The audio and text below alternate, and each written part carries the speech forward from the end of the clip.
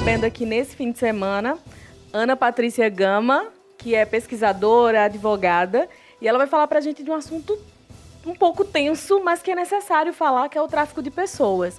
Seja bem-vinda ao Polêmica Paraíba e começa a falar por que escolher para pesquisar esse assunto. Ivna, eu queria agradecer o convite de vir ao programa, né? Cumprimentar os telespectadores.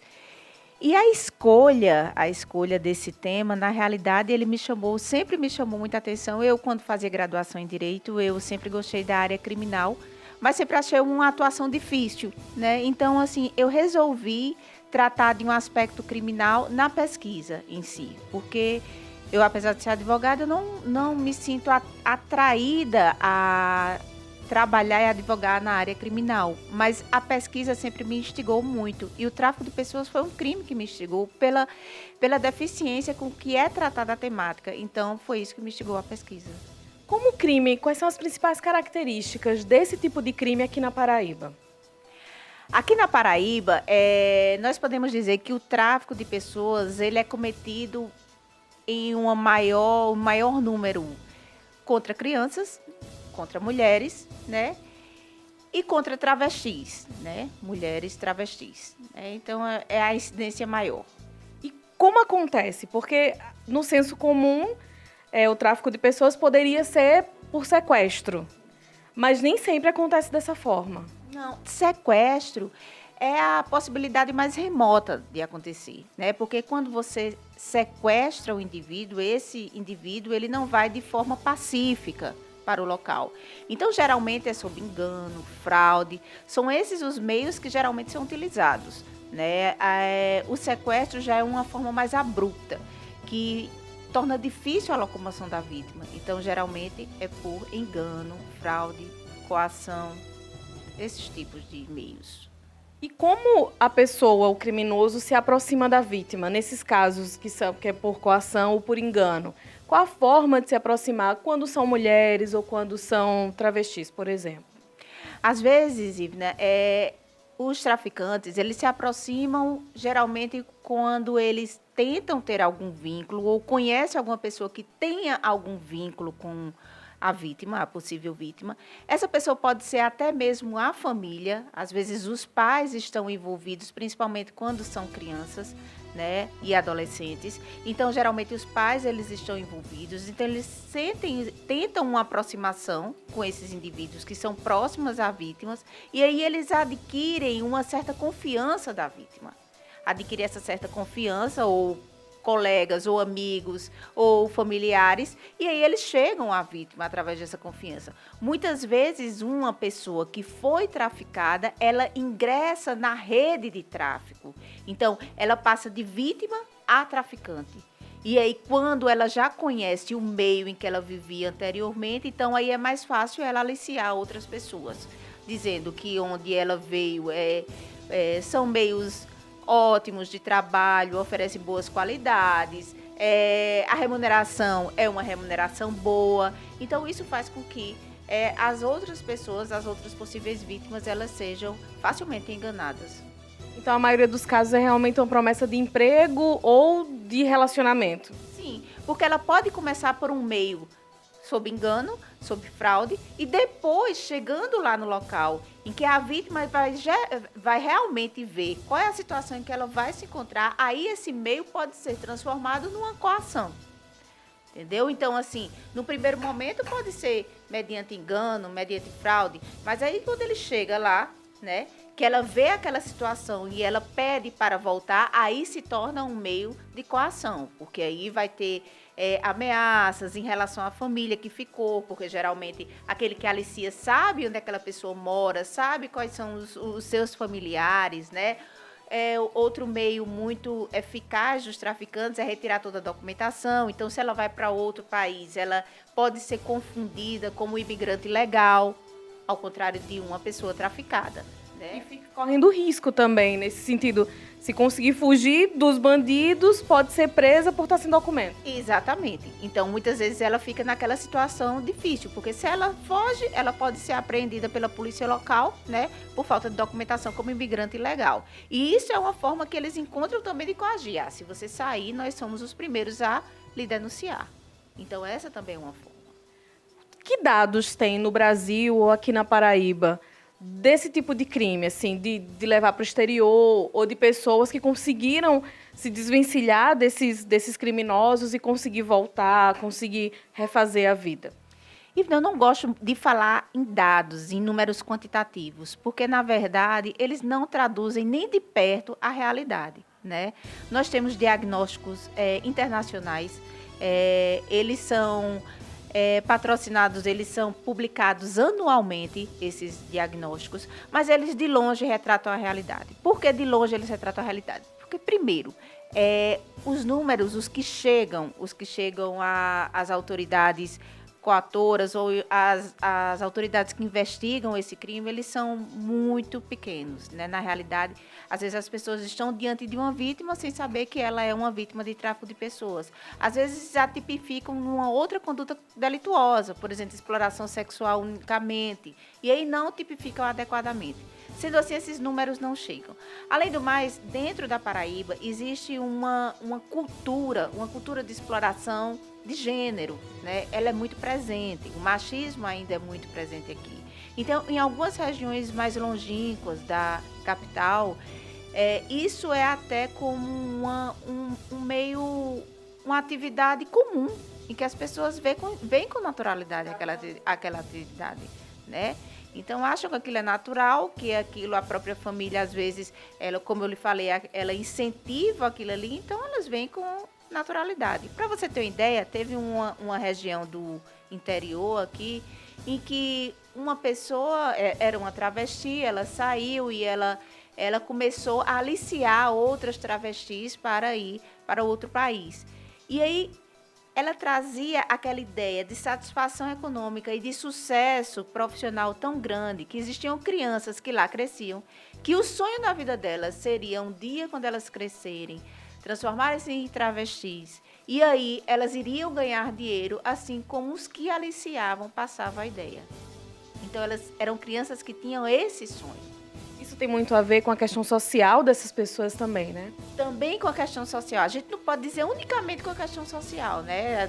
Não unicamente com isso, mas aqui no estado isso está muito presente, né? Essa vulnerabilidade, que pode ser etária, pode ser econômica, pode ser dentro de de gênero, pode ser de várias ordens, né? Essa vulnerabilidade. Mas não unicamente em uma. A gente pode dizer que seria difícil, e aí tinha uma outra pesquisa que eu fazia quando eu estava fazendo mestrado, e a minha temática era justamente de combater os clientes em si. Porque os clientes, eles alimentam a cadeia criminosa, né? A rede criminosa. Porque o tráfico de pessoas, ele se alimenta do fator econômico. O aliciador, muitas vezes, ele não explora a vítima sexualmente. Ele não vai para realmente praticar relação sexual com as vítimas. O objetivo dele, unicamente, o maior objetivo dele é o objetivo econômico, né? E é um crime que se diz um indivíduo, a droga, por exemplo, ela pode ser consumida uma vez por um indivíduo, e aí ela não vai ser mais consumida, teria que ser um outro entorpecente, né? Mas a mulher, o homem, a criança, um adolescente, ela pode ser consumida várias vezes por vários indivíduos, né? Daí a lucratividade. Então, eles apontam para esse perfil lucrativo.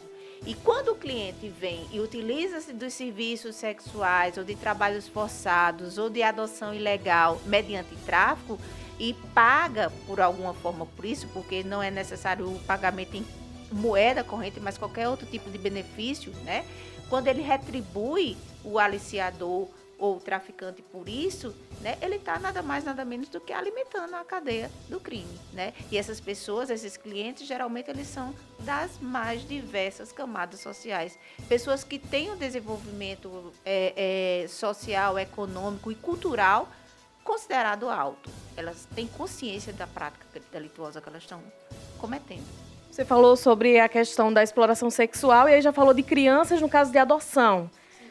Casais ou, enfim, pessoas que querem adotar uma criança e pagam de alguma forma por isso. E aí a gente já entra nas outras formas, as outras finalidades do tráfico de pessoas. Além da exploração sexual, tem a questão da adoção. E quais são as outras finalidades para crianças ou para adultos? Nós temos a finalidade de transplante de órgãos, né? Remoção de órgãos e tecidos.